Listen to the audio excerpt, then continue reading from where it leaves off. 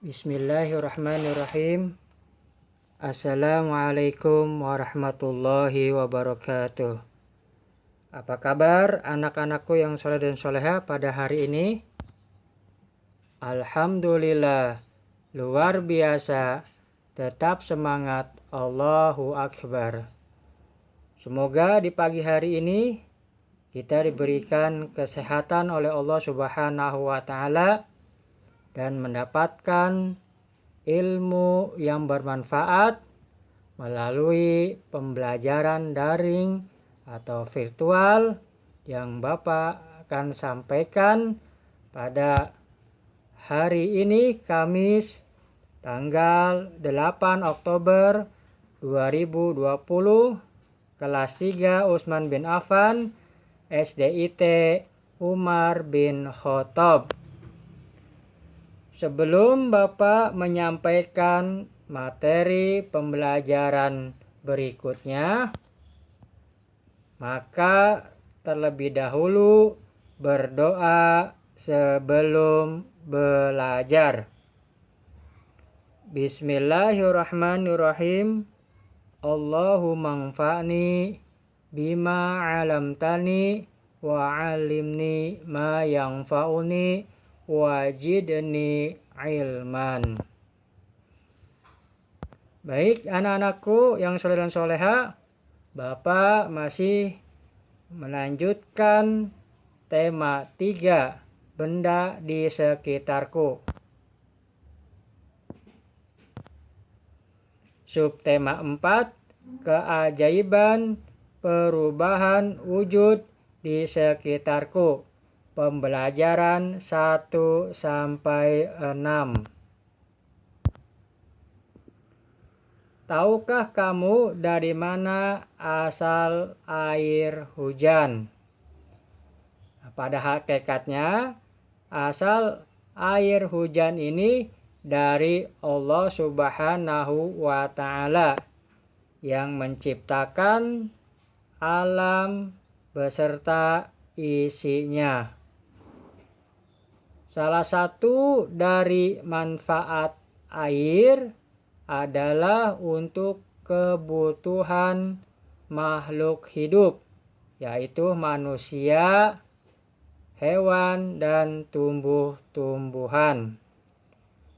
Hujan terjadi karena peristiwa perubahan wujud benda.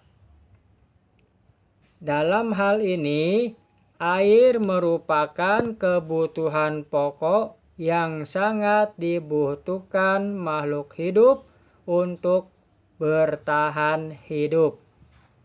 Dengan adanya pergantian musim, menyebabkan air bisa datang dan bisa pergi. Hal itulah yang disebut dengan daur air. Nah, kalau begitu, mari kita membahas terjadinya daur air. Perhatikan gambar berikut. Ini merupakan contoh kan terjadinya daur air. Pertama, air yang ada di permukaan bumi, baik itu dari laut, sungai, danau, ataupun tumbuhan mengalami penguapan karena terkena panas matahari. Tahap ini dinamakan evaporasi. Air yang terkandung dalam tumbuhan juga mengalami penguapan yang disebut dengan transpirasi. Nah, kemudian uap air atau jenuh yang lalu naik menuju atmosfer bumi, semakin tinggi dari permukaan bumi, uap air tersebut akan mengalami pendinginan, membentuk titik-titik air. Proses perubahan wujud uap air menjadi titik-titik air disebut kondensasi atau pengembunan. Kumpulan titik-titik air tersebut kemudian akan membentuk gumpalan awan. Jika kondensasi terus berlangsung, titik air yang membentuk awan akan semakin banyak. Awan yang mengandung banyak titik air akan menjadi lebih berat. Jika awan sudah tidak mampu lagi menampung air, maka titik-titik air itu akan jatuh menuju permukaan bumi dalam bentuk menjadi hujan. Nah, proses ini disebut presipitasi. Kemudian air tersebut akan sampai ke permukaan bumi. Proses penyerapannya air ke dalam tanah disebut infiltrasi. Air yang ada di permukaan bumi selanjutnya akan menguap kembali karena pengaruh panas matahari. Nah, inilah yang dimaksud dengan proses daur air atau disebut juga siklus hidrologi. Perhatikan kata-kata sulit berikut. Evaporasi adalah proses molekul dalam keadaan cair menjadi gas atau menguap.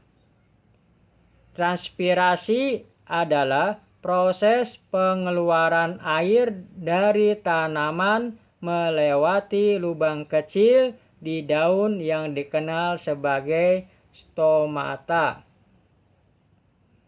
Kondensasi atau disebut juga pengembunan adalah perubahan wujud benda padat menjadi cair. Presipitasi adalah curah hujan atau turunnya air dari atmosfer ke permukaan bumi. Infiltrasi adalah aliran air ke dalam tanah melalui permukaan tanah itu sendiri. Di sini Bapak mengambil contoh. Waktu yang dibutuhkan petani garam untuk mengisi satu petak air laut adalah 2 jam. Berapa lama waktu yang diperlukan dalam satuan menit? Satuan jam dapat diubah menjadi menit. Diskusikan bersama temanmu. Nah, di sini bahwa 1 jam sama dengan 60 menit. 1 menit sama dengan 60 detik. Bapak ambil sebuah soal. Yang pertama, 1 jam 45 menit sama dengan 60 menit ditambah 45 menit. Sama dengan 105 menit. Dan yang kedua, 2 jam 50 menit sama dengan 120 menit ditambah 50 menit sama dengan 170 menit. Yang ketiga, 3 jam 5 menit sama dengan 180 menit ditambah 5 menit sama dengan 185 menit. Sebutkan perubahan wujud yang terjadi saat menjemur pakaian basah. Ya benar, penguapan. Sama seperti proses pembuatan garam. Baju mengering karena air dalam baju yang basah menguap terkena panas matahari. Setelah baju mengering, lipatlah dengan rapi dan susunlah di lemari. Perhatikan cara melipat kaos berikut ini. Ikutilah langkah-langkahnya. Di sini Bapak membuat gambar lipatan dengan rapi pada kaos atau baju.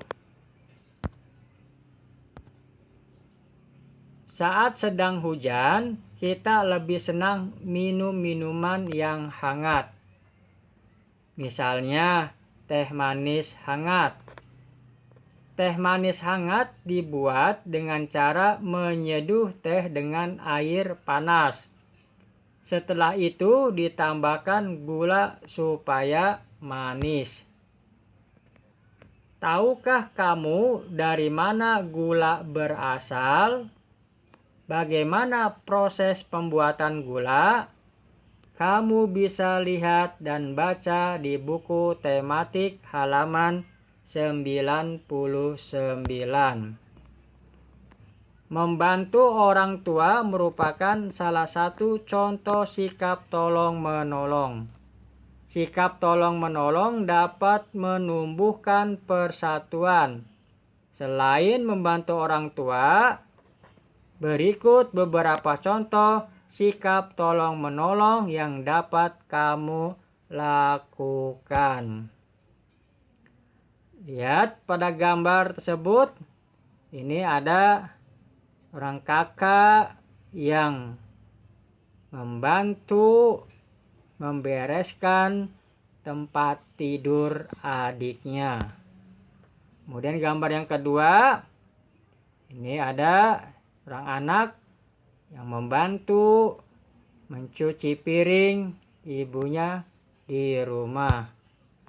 Kemudian sikap tolong menolong pada gambar yang ketiga adalah seorang kakak yang sedang membantu belajar adiknya di rumah. Nah, anak-anakku yang soleh dan soleha, ini merupakan contoh sikap tolong menolong. Selain membantu orang tua, sikap tolong menolong ini juga kita bisa lakukan pada teman dan lingkungan di sekitarmu. Bersatu tidak hanya di rumah, namun bersatu juga dapat dilakukan saat olahraga permainan. Contoh olahraga permainan adalah sepak bola. Untuk bisa bermain bola, kalian harus dapat membawa bola dengan kakimu menuju gawang. Kegiatan ini disebut menggiring bola. Nah, ini gambar yang pertama, teknik menggiring bola dengan kaki bagian luar. Kemudian gambar yang kedua, menggiring bola dengan kaki bagian dalam. Dan gambar yang ketiga, menggiring bola menggunakan punggung kaki. Pernahkah kamu mendengar istilah pemanasan global? Apa yang dimaksud dengan pemanasan global? Sebutkan perubahan wujud yang terjadi pada pemanasan global. Pemanasan global disebut juga global warming. Pemanasan global terjadi jika suhu bumi meningkat. Akibatnya, es di wilayah kutub akan mencair. Hal ini menyebabkan permukaan air laut naik. Jika dibiarkan, maka dalam puluhan tahun mendatang, pulau-pulau di dunia akan tenggelam. Tumbuhan dan hewan pun merasakan dampak pemanasan global. Akibat kesulitan beradaptasi, beberapa jenis hewan dan tumbuhan mungkin akan mengalami kepunahan. Pada akhirnya, manusia akan merasakan kekurangan bahan makanan dan mengalami bencana kelaparan. Kita dapat mengurangi laju pemanasan global. Caranya dengan mengurangi pencemaran udara. Contohnya berjalan kaki atau menggunakan sepeda untuk pergi ke tempat yang dekat. Mencintai dan memelihara tumbuhan dan tanaman. Menghemat pemakaian listrik dan air. Nah, ini gambar sebagai simbol pemanasan global. Ayo membuat karya kerajinan melipat kertas. Kamu lihat halaman 105 dan 106. Langkah membuat origami kupu-kupu dan kepiting. Kamu bisa mempraktikkan cara membuat karya kerajinan melipat dari kertas origami, yaitu membuat kupu-kupu dan kepiting. Embun juga merupakan peristiwa perubahan wujud di alam. Embun terjadi karena di pagi hari udara lebih dingin. Oleh karena itu, uap air atau berwujud gas di udara berubah menjadi partikel air atau wujud cair. Perubahan wujud dari gas menjadi cair disebut mengembun. Nah, kamu juga bisa lihat dan baca di buku tematik tentang proses terjadinya kabut. Lihat halaman 109. Nah, lihat pada gambar tersebut, ini adalah petani garam. Selain gula pasir, bumbu masak yang tak kalah penting adalah garam. Tanpa garam, masakan akan terasa ambar. Garam yang kita gunakan sehari-hari dibuat dari air laut. Air laut terasa asin karena mengandung zat garam. Air laut tersebut kemudian diuapkan sehingga meninggalkan butiran-butiran garam. Kamu bisa mempraktekkan bagaimana proses pembuatan garam. Lihat di buku tematik di halaman 113.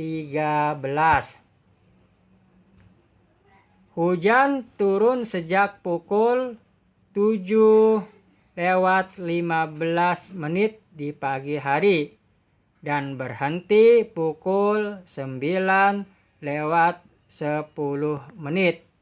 Berapa lama turun hujan? Nah, lihat pada gambar tersebut ya. Ini jam menunjukkan pada hujan turun pukul 7:15. Kemudian pada gambar kedua, hujan berhenti pukul 9:10. Mana cara penyelesaiannya? Tadi ditanyakan berapa lama hujan turun. Ya, lama hujan turun adalah, sini Bapak buat garis terlebih dahulu. Kemudian pemasukan tadi bahwa hujan turun dari mulai pukul 7:15. Nah, ya, kita tarik dari pukul 7:15 sampai pukul 8 tepat. Dari pukul 8 hingga sampai pukul 9 tepat. Nah, dari pukul 9 tepat sampai pukul 9 lewat 10 menit. Ini dari jarak pukul 7:15 sampai pukul 8, yaitu 45 menit. Kemudian jarak pukul 8 sampai pukul 10 atau pukul 9, ini jaraknya 1 jam. Nah, dari pukul 9 sampai pukul 9:10, ini maka jaraknya 10 menit. Jadi 45 menit ditambah 1 jam ditambah 10 menit sama dengan 1 jam 55 menit. Sehingga hujan turun selama 1 jam 55 menit. Tetangga Siti berasal dari suku yang berbeda-beda. Agamanya pun berbeda-beda. Setiap warga saling menghormati perbedaan itu. Jika ada tetangga yang sakit, mereka akan saling menjenguk. Selain menjenguk, juga membantu. Bagaimana dengan lingkungan tempat tinggalmu? Apakah setiap orang di lingkungan tempat tinggalmu menunjukkan sikap saling bersatu? Ya, alhamdulillah, materi pembelajaran subtema 4, keajaiban perubahan wujud di sekitarku, selesai. Semoga bermanfaat. Semangat belajar di rumah. Assalamualaikum warahmatullahi wabarakatuh.